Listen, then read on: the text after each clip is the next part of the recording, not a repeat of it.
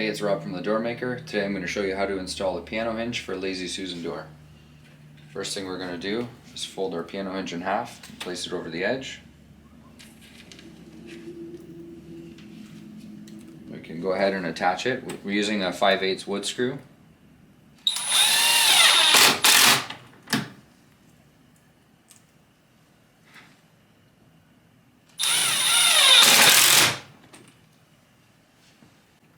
So next thing we're going to do is add a 1/4 inch spacer, as you can find in part of your packaging.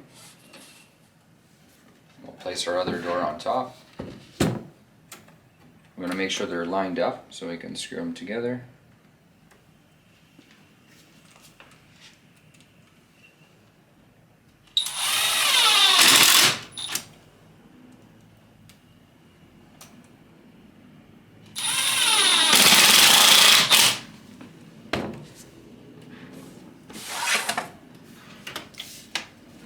And that's how you install piano hinge for a Lazy Susan door.